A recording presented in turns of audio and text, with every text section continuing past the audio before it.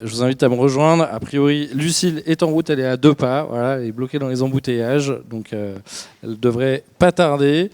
Effectivement, on a l'impression que nos amis, même si on peut pas toujours généraliser ou simplifier en se disant c'est une seule tribu, les mini changent pas mal de choses et évidemment ça nécessite pour pas mal de marques soit de se repositionner quand on existe depuis un certain temps, soit dans certains cas de se positionner tout court quand on vient de se lancer. Donc je suis heureux d'avoir une vieille DNVB de 191 ans, Guerlain. Voilà. Et ce que je disais tout à l'heure, c'est qu'effectivement, je souhaite aux startups de vivre aussi longtemps que Guerlain, parce que c'est vrai que des fois, on en voit démarrer très fort. On ne sait pas si elles seront encore là dans 191 années. Et puis de l'autre côté, effectivement... Avec Yann et les chemiseurs, une digital native vertical brand qui est née directement sur le digital. Donc après un petit passage en conseil, donc tu as dû acheter trop de chemises en conseil, ça a dû te donner des idées derrière. Alors on va démarrer avec Jérôme. Donc comme je disais, la marque elle est là depuis un certain temps. Vous êtes passé à travers plein de générations, plein de modes de consommation. Là, effectivement, on a cette nouvelle génération ultra connectée. Donc, comment voilà, on arrive à être en équilibre entre, d'un côté, la tradition, l'héritage, le patrimoine, le savoir-faire, et puis finalement, une génération complètement moderne, connectée, avec des nouvelles attentes, des nouveaux usages. Alors bonjour à tous. Alors, on a encore du boulot, je vois, parce qu'on n'est pas apparu dans les marques préférées des milléniaux. Donc il y a encore pas mal de boulot à en faire. Ouais, il y a encore un peu de chemin. Voilà, on n'est pas encore Gucci. Néanmoins, comme tout le monde, on cherche à se connecter à cette nouvelle génération. C'est une cible acheteuse intéressante. On les touche bien évidemment avec les médias classiques. On fait beaucoup de télé, beaucoup d'affichage. Donc c'est des médias qui touchent tout le monde. Mais bien évidemment, on fait des actions sur le digital. Ouais, ça, on oublie encore un peu, les derniers chiffres, c'est 3h, 3h30 en moyenne de vidéos vues à la télé par jour. Et sur le web, c'est 30 minutes à 1 heure. Donc c'est vrai que des fois, on a tout de suite l'impression la télé, c'est fini, tout le monde est sur le digital. C'est bien de remettre, non mais c'est intéressant de remettre en se disant que finalement, la télé reste encore un moyen pas anodin, surtout qu'il n'y a pas que Paris. Non, c'est clair. Et puis ça reste aussi un gros budget aussi dans nos plans médias. Néanmoins, on est, comme toutes les marques, on cherche à cibler donc ces jeunes via le digital, principalement via les réseaux sociaux et la VOL, mais également via des dispositifs un peu sur mesure, parce qu'on cherche à attirer leur attention. On sait bien que cette cible est très volatile et donc c'est un peu compliqué donc d'attirer leur attention. Ce qui nous oblige donc à un certain lâcher prise. C'est un peu compliqué parfois quand on fait de l'influence, on maîtrise pas tout et vous savez très bien que les marques de luxe, on aime bien maîtriser. Donc on a un certain lâcher prise en allant un peu sur le digital. Et alors justement sur un peu cette stratégie de conquête, de dire on va aller attraper, évidemment il y a le côté notoriété, il y a le côté un peu plus influence, et je me rappelle même que déjà dès les 180 ans vous faisiez déjà pas mal de choses il y a 11 années, donc vous avez démarré assez tôt sur la logique à l'époque c'était blogueur, puis après influenceur, instagrammeur, youtubeur, etc. Donc tu peux peut-être me donner un ou deux exemples de campagnes concrètement vous avez pu mener? Je vais parler de la dernière campagne. Alors, un des meilleurs exemples chez nous, c'est la petite robe noire. En fait, on a lancé la petite robe noire. L'objectif, c'était de recruter, une cible un peu plus jeune et de rajeunir la marque. C'était d'autant plus simple sur la petite robe noire, parce que la petite robe noire, elle a un code créatif qui est complètement différent de ce qu'on peut trouver chez nos concurrents, ou même chez nous, où habituellement, on est plus sur des images léchées. Lucille va nous rejoindre. Je t'en prie. La petite robe noire, en fait, c'est une marque dans la marque, avec des codes bien précis. Et on a fait pas mal de choses différentes sur la petite robe noire depuis le lancement. On a fait des choses type affichage sauvage pour cibler cette cible des milléniums, les capter. Alors l'affichage sauvage... Guerlain est punk alors. Ouais, on est hyper punk. Mais l'affichage sauvage, aujourd'hui, on en voit partout dans les rues de Paris. Mais en 2012, pour une marque comme Guerlain, c'était hyper disruptif en fait. D'autant plus qu'on l'a fait avec les formes de la petite robe noire. Enfin, on n'a pas fait des boards classiques, on a fait des silhouettes. Enfin bon, bref, c'était quand même assez nouveau. Bon, on a fait pas mal de choses en fait pour capter cette cible. Et bien évidemment, on a fait sur le digital, parce que c'est quand même un média préempté par cette cible. On a fait des gifs animés pour envoyer sur des messages privés. On a fait pas mal de lens avec Snapchat. Et récemment, là, sur la dernière campagne qu'on a menée pour la petite robe noire intense, qu'on a lancée en septembre, on a fait quatre dispositifs spécifiques à destination de cette cible et que je vais vous présenter. Alors du coup, il faut qu'on mette les charts.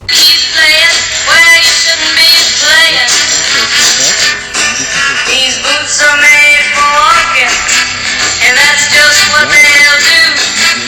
One of these days, these boots are gonna walk all over you. You keep playing where you shouldn't be playing.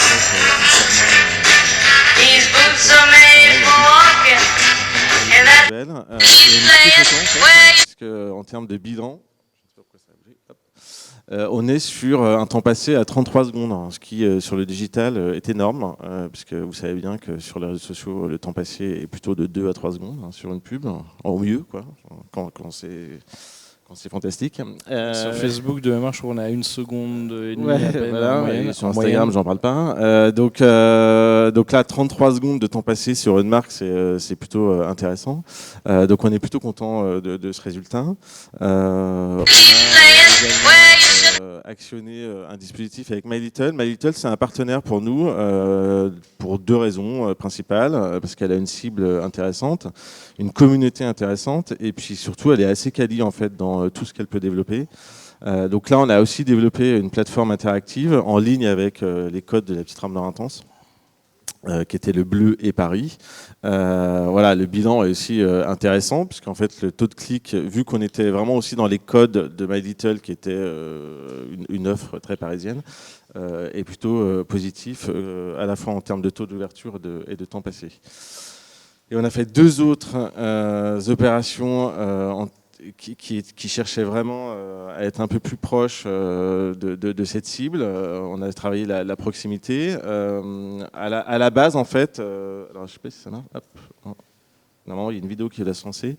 Avec l'agence, on avait eu l'idée de faire une opération de street marketing, de projection la nuit. Voilà, sur le papier, c'est sympa, hein, la projection la nuit, mais sauf que fin août, à Paris, la nuit, on s'est dit qu'on n'allait pas toucher énormément de monde. Donc, il fallait qu'on en fasse quelque chose. On aimait vraiment l'idée parce que ça faisait longtemps qu'on voulait faire de la projection à Paris avec la petite robe noire. Alors, je suis embêté parce que ça ne marche pas. Lucas, on a la vidéo ou pas? Non, a priori, bon, petit souci technique. Et du coup, on s'est dit, on va utiliser le levier du digital. Hein, c'est un bon levier pour montrer ce qu'on fait dans la vraie vie. Et du coup, on a utilisé la caution de Do It in Paris pour le diffuser très largement sur les réseaux sociaux. On a fait aussi un peu de retargeting sur YouTube. Ça nous a valu 2 millions de vues sur cette vidéo, qui est plutôt intéressant en termes de proximité. Ça reprenait vraiment les codes du dernier spot de la petite robe noire, mais voilà, de façon un peu plus dans la vraie vie. Bon, vous la verrez pas. Hein. Bon, on vous enverra ça dans le replay, on promet. Et puis en termes de proximité, là on est clairement, on utilise vraiment les codes d'Instagram avec les Instagrammeuses. Voilà, on infiltre en fait Instagram via des Instagrammeuses. On a fait également une petite campagne, une campagne intéressante d'influence avec 8 influenceuses. Ça nous a permis d'avoir donc 7 millions d'impressions. Pareil, toujours avec les codes qui étaient le bleu. De la petite robe noire intense qui était important et la vue sur Paris aussi puisque Paris est dans le terrain de jeu de la petite robe noire. Et ça c'est vrai juste sur la partie influence, on se demande toujours pour les marques de luxe entre guillemets toujours avec cette peur de pas maîtriser 100%. On ouvre nos chakras. Hein. Donc ça là-dessus vous êtes complètement... on ouvre vraiment nos chakras hein, parce qu'il y a quand même des trucs qui passent moyen mais on est un peu obligé de le faire. On ne peut pas tout leur imposer. Ouais, on est obligé de jouer l'authenticité. Ouais. Super, ok, merci. Alors Lucille, merci de nous avoir rejoints. Yann, vous êtes tous les deux des DNVB maintenant, je ne sais pas si c'est comme ça que vous vous nommez, mais en tout cas c'est souvent comme ça que les gens ont tendance à vous catégoriser. Donc on pourrait se poser la question si les DNVB justement, vous êtes forcément pour les millennials. Alors on va démarrer avec Lucille. J'ai vu que des fois tu disais que presque tu étais une apothicaire 2.0. Je ne sais pas si c'est comme ça qu'on dit avec la beauté, mais peut-être tu peux nous dire 2 mots sur la beauté et puis d'où tu as démarré d'ailleurs. Parce que souvent on se dit les DNVB c'est des start-upers, ils ont démarré à Station F, pas du tout pour toi. Non, pas loin, mais j'ai eu un pied à stationner à un moment. Bonjour à tous, je suis désolée pour mon retard. Je n'avais pas noté le bon horaire. Donc, je m'appelle Lucille, je suis pharmacienne. Et effectivement, j'aime bien dire que je suis une apothicaire moderne. En fait, moi, je réinvente le métier des pharmaciens d'autrefois. Avant, quand vous alliez dans une pharmacie, vous pouviez non pas acheter une boîte, mais vous faire fabriquer votre médicament, votre potion, votre pommade. Et j'ai eu envie de me lancer quand je me suis retrouvée en dernière année de pharmacie. Moi, j'ai un parcours de recherche dans la cosmétique parce que j'étais passionnée de cosmétique et de plantes. Moi, je faisais des plantes quand j'étais petite. J'ai commencé à faire des potions magiques quand j'avais 6 ans. J'écrasais des feuilles ensemble. Donc, j'ai fait naturellement un parcours de pharmacie. Et quand j'ai compris comment les produits cosmétiques étaient fabriqués, j'ai arrêté d'avoir envie de les mettre. Je me suis dit, on marche sur la tête, on fabrique vraiment très grande quantité, on ajoute plein d'ingrédients qui ne servent pas forcément l'équilibre de la peau et on les met dans les produits simplement parce que vous avez un modèle industriel qui en fait impose des durées de vie produits très très longues. Je fais une petite pause pour vous expliquer quand même.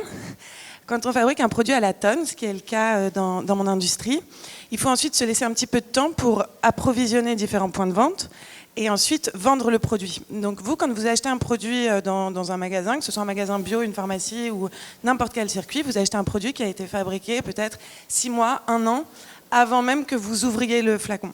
Et ensuite, chez vous, on vous dit que vous pouvez le garder entre 6 et 12 mois, ça dépend des formules. Et quand on sait qu'une crème est une mayonnaise, je ne sais pas si vous avez déjà fait des mayonnaises maison, une mayonnaise que vous gardez 3 ans, ça n'a pas une très jolie tête.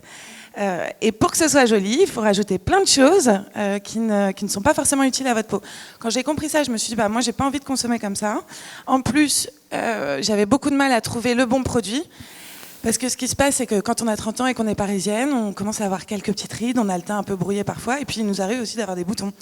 Et typiquement, ce genre de produit n'existe pas. Vous avez soit un produit pour adolescente, soit un produit pour peau mature. Et moi, c'est ce que je passais mon temps à vendre un produit qui ne correspondait pas vraiment aux besoins de ma cliente, qui était fabriqué de façon, il me semblait, pas forcément la plus vertueuse et la plus pragmatique et la plus intelligente qui soit. Et donc, du coup, je me suis dit, génial, je vais me lancer. Donc, j'étais en dernière année de pharmacie. J'ai fait 1 an à HEC Entrepreneur, donc j'ai eu un pied à l'incubateur d'HEC après, ça m'a beaucoup aidé. Et je me suis dit, simplement, je vais...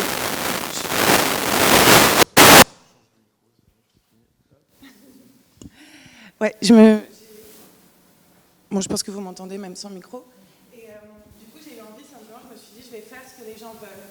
Je vais créer un endroit où les gens vont pouvoir venir parler de leur peau, être accueillis par des experts qui vont identifier les vrais besoins de leur peau de façon très précise et ensuite simplement fabriquer le bon produit. Et donc, du coup, j'ai créé c'est un modèle de boutique. Là, on en a une dans le 6e arrondissement Rue. Ça a un peu changé, mais c'est ma faute, je ne vous ai pas envoyé de photos. Donc c'est vraiment une espèce d'arborescence. Le seul endroit où vraiment vous êtes accueillis dans un lieu de production et vous allez pouvoir voir, vous allez rencontrer un pharmacien qui fait un diagnostic de peau, bien sûr. Ensuite, vous allez pouvoir voir la façon dont vous fabriquez vos produits. On travaille avec des ingrédients frais, en circuit ultra court. Et vous partez en 5 minutes, vous avez un brevet sur la formulation à 5 minutes, vous partez avec le produit dont vous rêviez en rentrant dans la boutique. Et aujourd'hui, on fait 70% de notre site d'affaires qui est en ligne.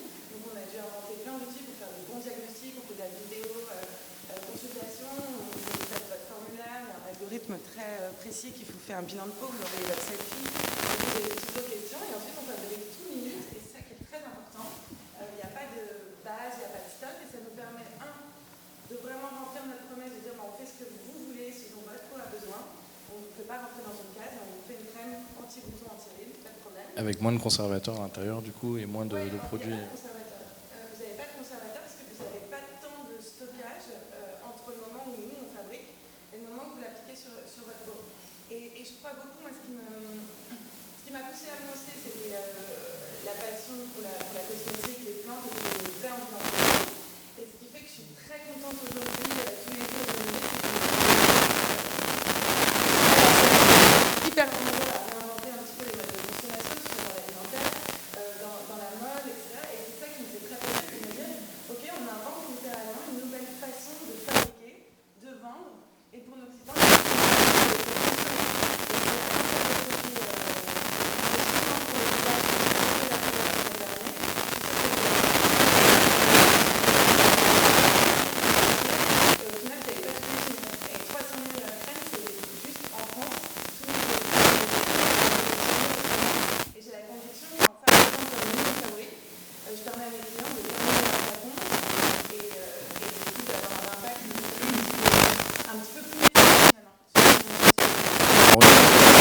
qu'au début, tu as vraiment le côté pharmacienne. Donc, on vient en boutique, on vient échanger avec quelqu'un. Du coup, j'imagine, quand on commande en ligne, avec cette visio-diagnostic, comment ça se passe en termes de taux de transformation, de trafic? Parce que j'imagine que c'est moins évident ou moins intuitif que de passer à la porte de la boutique. Tu as géré ça comment, un peu, la partie visio? Ouais, c'est un travail, effectivement, un travail de tous les jours. En fait, nous, de mettre en place la visio, la photo, ça nous a permis de doubler notre taux de conversion versus quand il n'y en avait pas du tout. Et effectivement, c'est un parcours client. Nous, on a 100% des gens qui rentrent dans notre boutique achètent un produit, bien sûr. Et sur le site internet, c'est une expérience qui est tout à fait différente, qui prend un peu de temps. Remplir son formulaire, accéder à ses résultats, charger sa photo, etc. Et donc, du coup, nous, on a beaucoup de... C'est très rare que notre client qui arrive sur notre site et qui fait son diagnostic, c'est plus de la moitié de notre trafic, qui fait son diagnostic et c'est très rare qu'il achète tout de suite.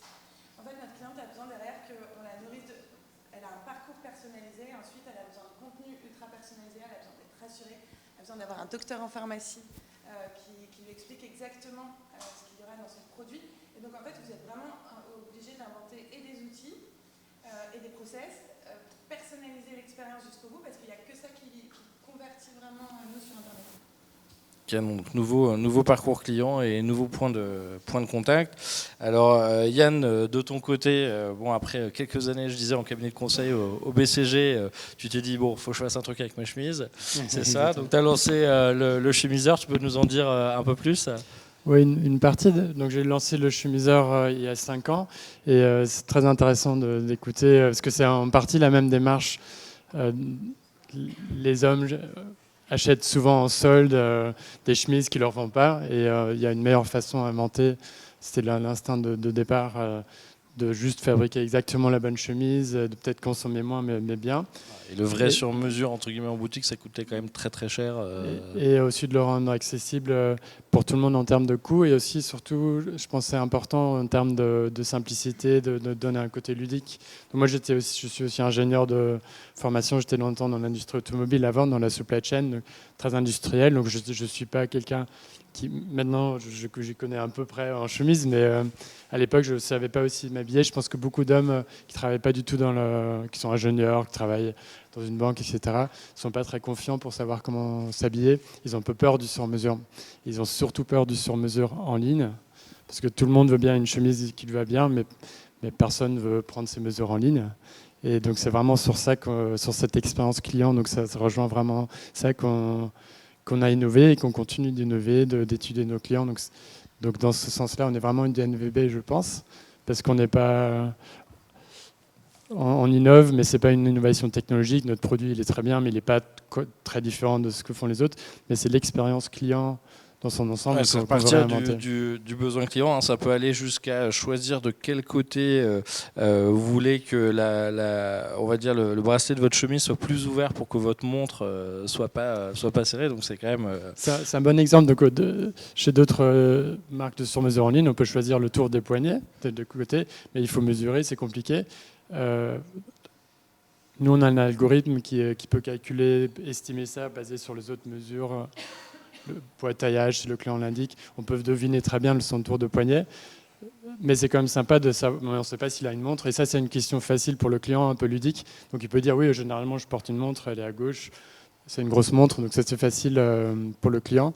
Et comme ça, on peut lui faire une belle chemise, et c'est simple pour lui, et il comprend que c'est ajusté pour lui. Donc, c'est un très bon exemple. Alors, comme on a l'impression, chez pas mal de DNVB, il y a souvent évidemment un site e-commerce, mais souvent aussi une boutique.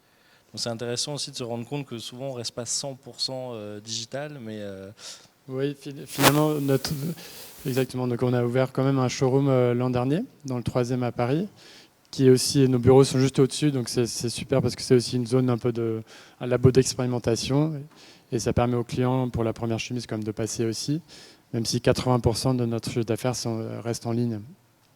D'accord. Et alors justement, tu peux peut-être nous en dire un peu plus. C'est quoi? C'est de l'IA? C'est pour les mesures, la personnalisation? C'est pas vraiment de l'IA, mais c'est de la data et un algorithme.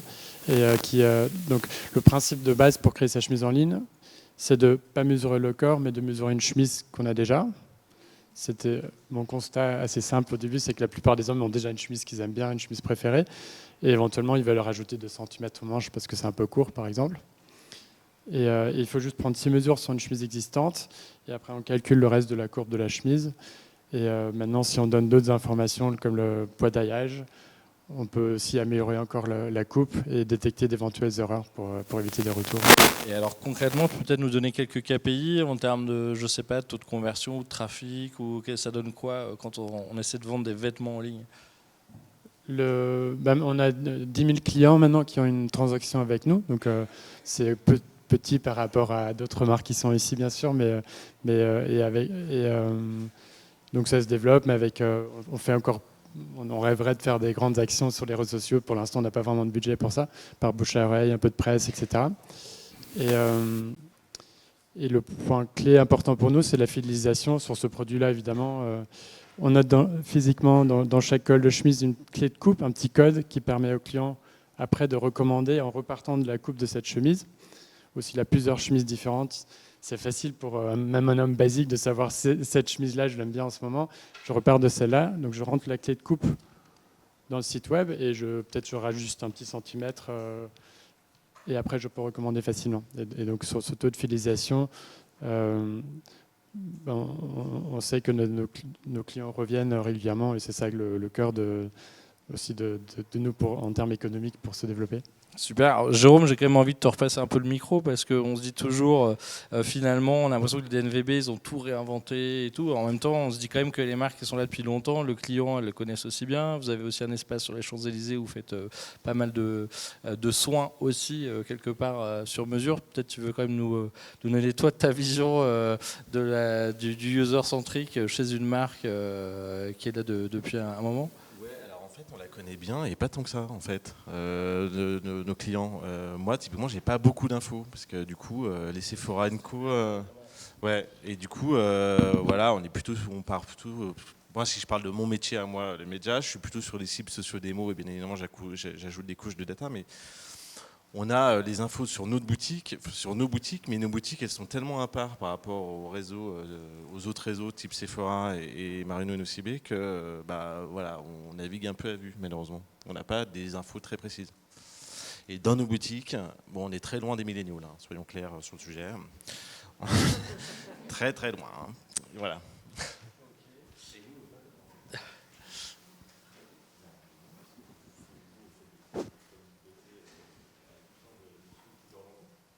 Alors Lucille, si tu avais un conseil à donner à des marques justement qui ont envie un peu de se renouveler ou de répondre un peu aux nouvelles attentes de ces millennials, qu'est-ce que tu pourrais leur donner? Qu'est-ce que tu penses qui serait adaptable ou adoptable par une marque plus traditionnelle Moi, le conseil... Alors, on demandera Lucille après. Vas-y, je t'en prie, c'est pas grave. Mais non, mais commence par là. Vas-y, je t'en prie.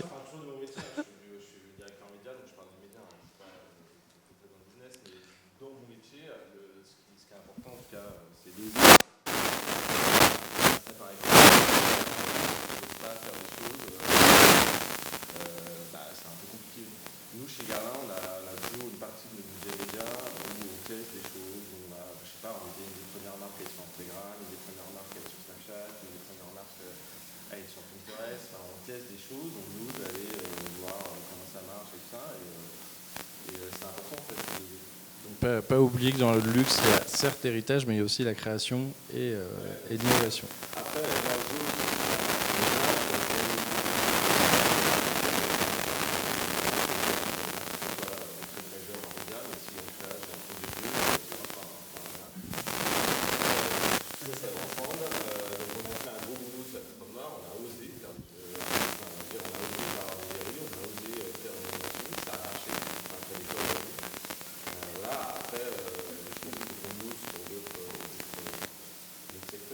Après, sur les lancements de produits, on a osé faire un soin naturel, un fond de teint naturel et ça marche. Merci. Alors Lucille, pour le coup, chez toi. Oui, c'est toujours difficile de donner des conseils. En tout cas, je peux partager mon ressenti à moi. Je crois que le plus important, c'est d'être hyper honnête dans sa démarche. D'abord d'un point de vue vraiment personnel, parce que quand vous montez une boîte, c'est pas toujours, c'est génial, et en même temps, c'est un vrai exercice de résilience. Et donc, si vous ne savez pas intimement pourquoi vous le faites, si vous ne donnez pas un sens rapport à la démarche, c'est compliqué. Et derrière, en fait, si on se automatique, si on parle des millénaires,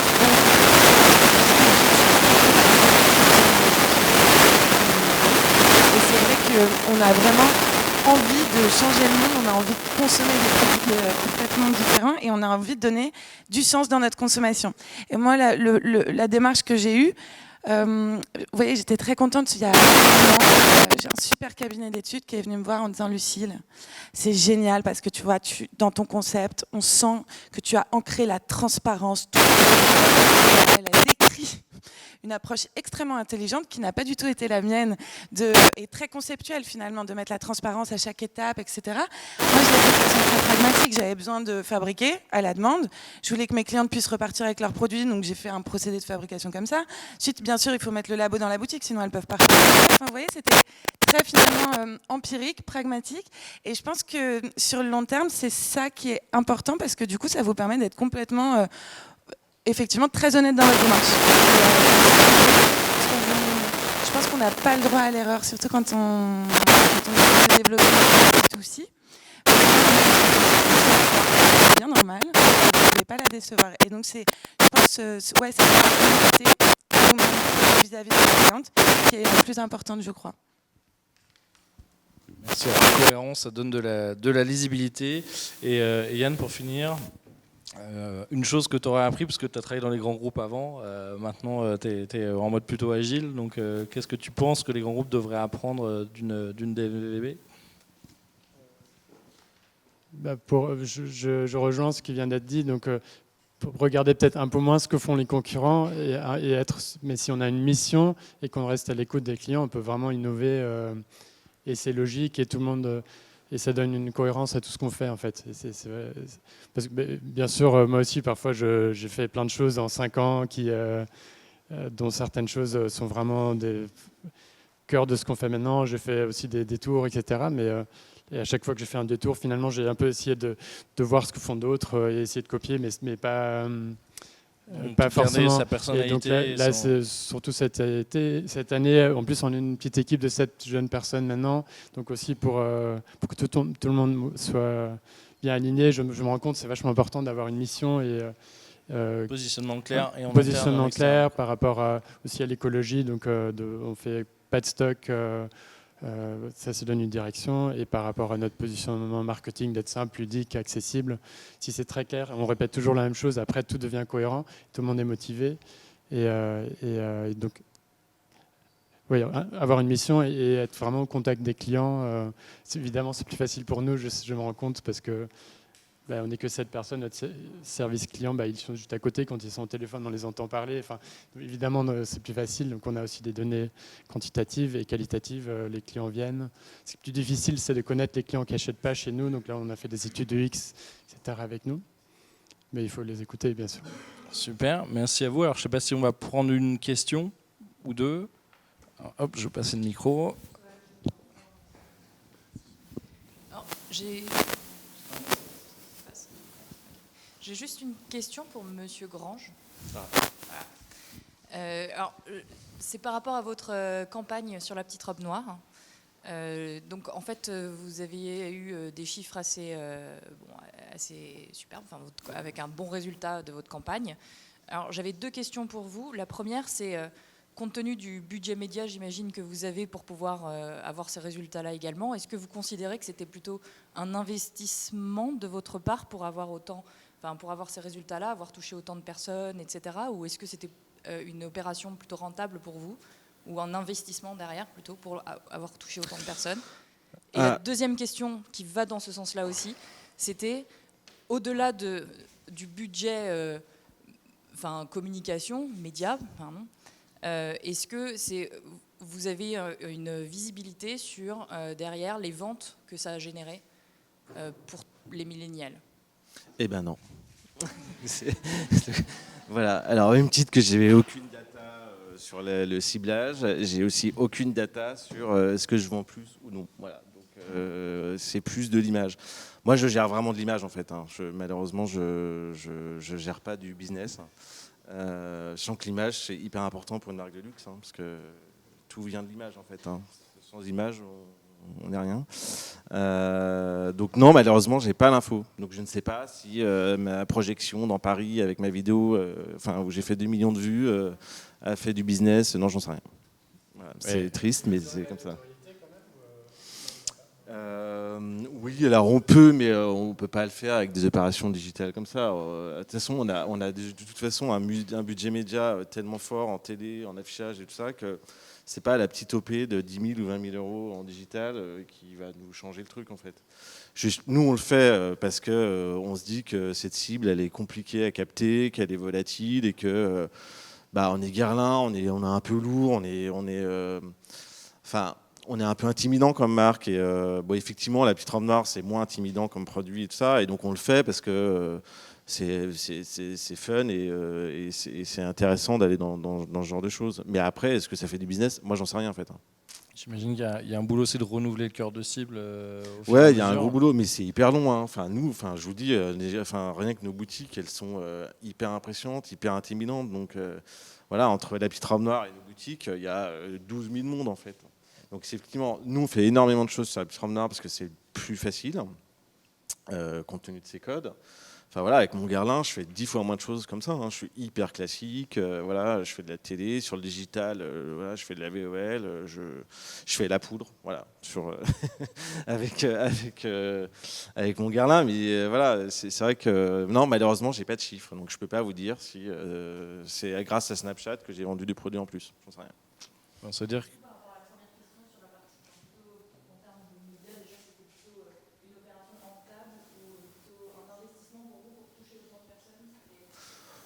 Alors, notoriété qu'héroïste, je pense. Non, c'est plus notoriété. Mais après, encore une fois, ce type d'opération, par rapport à nos budgets télé, c'est tout petit en fait. Moi, j'ai un gros budget. Clairement, on est dans le top 3 des investisseurs en France. La moitié de mon budget, il est en télé. Le digital, ça représente aujourd'hui que 15% de mes investissements. Et ces opérations de brand content ou un peu différenciantes, ça doit représenter... je sais pas, 3 ou 4%, c'est pas énorme en fait. On est quand même assez sécure, on fait des réseaux sociaux de façon classique, on fait de la VOL, on va sur Spotify, quand même. Il faut quand même que je vous cite, parce qu'on est quand même client chez vous. Voilà. Néanmoins, on se permet de faire des podcasts parce qu'on trouve ça intéressant avec la poudre, on se permet de faire des choses sur... Mais ça représente un tout petit budget. Ouais. C'est pas un énorme investissement. Parce qu'on sait que cette cible, on la touche aussi via ces biais-là. Typiquement, si je prends la poudre, c'est pas hyper puissant, mais on touche une certaine cible, tout CSP+. C'est vrai que Lorraine Bastide, parce qu'on fait la poudre en fait en podcast, Lorraine Bastide, vous l'avez vu tout à l'heure avec Berminerol, elle prend le temps d'expliquer le produit, son texte est sympa, c'est hyper intégré, et c'est une façon d'attirer l'attention sur le digital, parce qu'on sait très bien que l'attention sur le digital, c'est ce qu'il y a de plus dur à avoir en fait. Je veux dire, quand on est sur Instagram et qu'on fait nos vidéos ou je sais pas, ne serait-ce qu'un post, on reste une demi-seconde dessus, quoi. Donc on cherche certains biais pour émerger. Voilà. Je ne sais pas si j'ai répondu à toute la question. Mais... Alors une autre question peut-être. Pour la beauté, non? Pour la beauté, mais rien. En plus, j'ai vécu l'expérience de la beauté. Non. Vous parliez de... Dans votre boutique, Vous parliez de l'importance de tester et d'innover. Comment aujourd'hui vous appuyez sur vos communautés pour justement remonter des nouveaux besoins ou trouver des nouvelles perspectives d'innovation, élargir vos gammes ou changer l'expérience que vos clients ont avec la marque?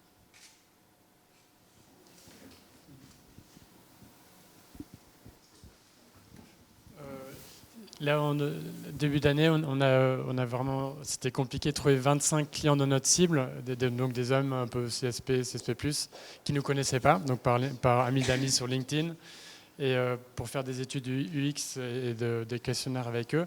Donc là, c'est un vrai travail. On a créé des fausses adresses email pour qu'ils ne sachent pas, quand on a pris rendez-vous, qui on était, pour qu'ils n'aillent pas sur le site et qu'ils soient pollués. Et on était à côté d'eux quand ils ont découvert le site, etc. Et c'était passionnant parce qu'on a compris qu'ils ne comprenaient rien à nos messages, etc. Donc ça, c'était super intéressant. C'est un exemple concret. Et une des choses que ça nous a fait faire, c'est maintenant on envoie des chemises gabarit, donc des chemises prémesurées aussi à nos clients, toujours pour faciliter le premier achat, la première prise de mesure. Donc ils doivent juste nous indiquer les changements qu'ils veulent par rapport à cette base. Et par exemple d'innovation qu'on a fait cette année, et on va sûrement encore réinventer l'année prochaine. Nous, merci. Il y a 2 niveaux vraiment d'implication pour nos clientes. Il y a je dirais la routine, c'est-à-dire que nous, on a mis en place, alors au début on le faisait à la mano, et puis petit à petit vous automatisez. On a une boucle de feedback quand vous achetez une crème chez nous. Donc moi j'ai toutes les données de votre peau, je sais aussi votre âge, enfin je peux vous qualifier. Même si chaque personne est unique, on essaie quand même un petit peu de rationaliser et de traiter correctement notre donnée pour en sortir des améliorations de produits continues. Donc vous allez acheter votre produit, ensuite on va vous demander si vous l'avez aimé, si la texture était bien, si vous avez vu une efficacité, etc. Et après on fait évoluer du coup en continu et notre portefeuille d'actifs par exemple, et nos textures et les parfums, etc. Et on peut du coup être ultra réactif sur les produits qu'on fabrique. Et comme on les fabrique à la demande et que vous n'avez pas quelque chose de standard, vous pouvez vous adapter. Et donc ça, c'est un volet vraiment continu. Et il y a ensuite vraiment pour tout ce qui est nouveaux produits. Nous, on n'a pas le temps de développer des produits dont personne ne veut parce que chaque jour compte pour se développer quand on a la taille de la beauté. Et donc, on implique nos clientes dans tous nos processus d'innovation. Donc c'est elles on les interroge sur les prochains produits qu'elles souhaitent que l'on développe. Donc elles vont nous dire, là cette année on sort un contour des yeux par exemple parce que il y a 8 mois elles nous ont dit quitte à choisir entre un produit corps, un produit pour les yeux, on voudrait un produit pour les yeux. Donc on l'a développé avec elles, c'est elles qui testent les produits, en plus ce sont elles qui sont nos cobayes. Donc et elles jouent le jeu, et elles sont super contentes de le faire. Et donc c'est vrai que même voilà, vous les impliquez, ça vous permet d'avoir des super bons insights, de pas vous tromper sur le produit que vous développez, et après de créer aussi beaucoup de contenu autour de ce produit-là. Et à chaque fois, finalement, c'est des moyens malins. Enfin, nous, on en a besoin, encore une fois, de les impliquer. Et en fait, vous avez plein, du coup, de choses en topping, je dirais, que ce soit du contenu, que ce soit des feedbacks ou des expériences que vous pouvez proposer, qui sont hyper importantes. Et ça marche bien, et elles sont trop contentes qu'on leur demande ce qu'elles veulent. Vraiment. Bon, merci beaucoup. Merci pour vos témoignages. Je pense que pour certains, on serait encore là à la pause juste après. Et on va passer la main à Lucas. Merci. Merci beaucoup à vous 4. On peut les applaudir en effet.